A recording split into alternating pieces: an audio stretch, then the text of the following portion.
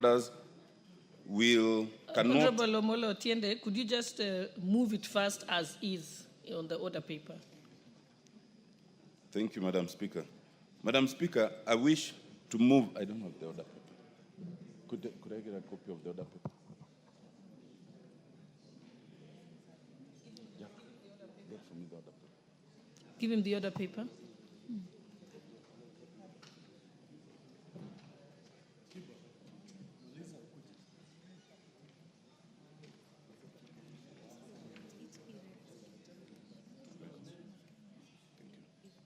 Thank you, Madam Speaker. Madam Speaker, I wish to move that the Constitution of Kenya Amendment Bill, National Assembly Bill number 4 of 2025, be read a second time. Madam Speaker, as the members know, this bill has been with us for the last 4 months, and it has undergone immense public participation, immense contribution by the members because of its importance. It is our hope, and it is my hope, Madam Speaker, as the mover, that this then will actually constitute the first amendment to the Constitution in the last 15 years. Madam Speaker, in terms of public participation, and as I mentioned in this House, this bill has seen the greatest public participation in terms of any bill or in terms of any amendment in the last 15 years. And a total of 224,000 persons contributed to this bill.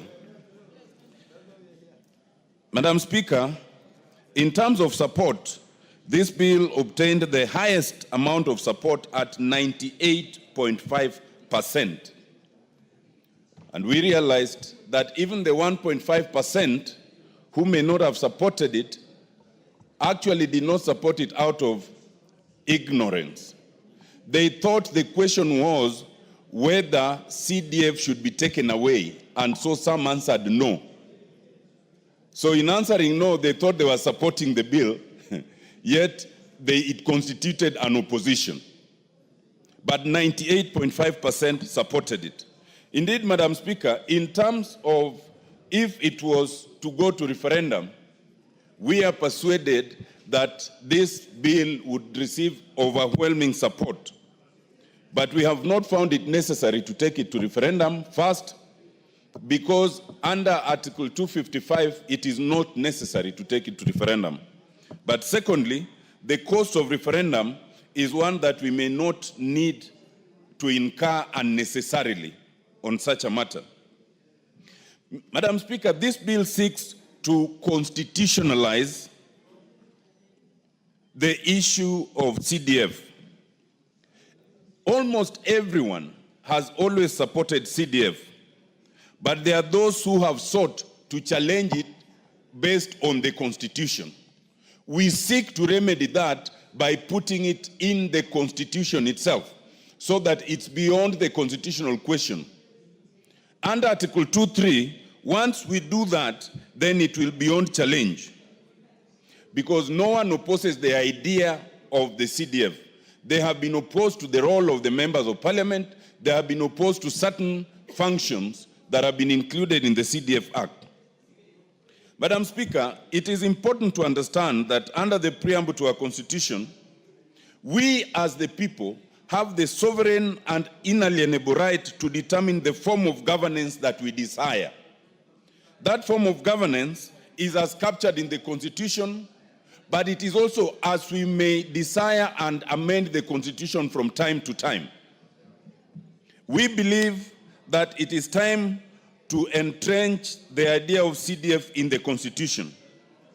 A Constitution is not the Bible, as summarized in the 10 Commandments. A Constitution is a working document that can be adjusted, it can be changed as the people may desire. Constitutional edits are therefore movable and can be added to or removed. This amendment is essentially a minimalist amendment entrenched in terms of Article 204, which in our opinion is the best place we can place this one. It entrenches the three funds as captured in the document. And for the avoidance of doubt, two things. One, it only relates to matters which are within the exclusive jurisdiction and functions of national government, not any of the functions of the counties. And secondly, it is restricted to monies appropriated for the national government share of revenue as per the Division of Revenue Act.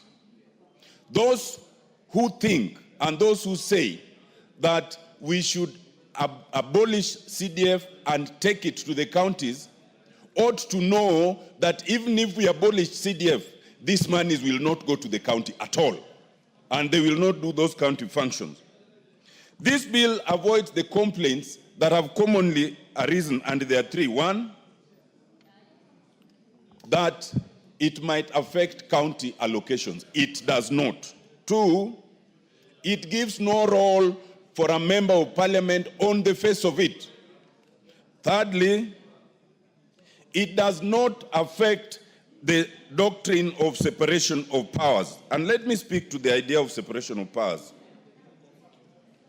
Separation of powers in the Constitution is mentioned only thrice in the context of devolution. Separation of powers is a constitutional principle.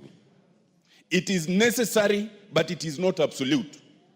You can adjust it as the country may desire.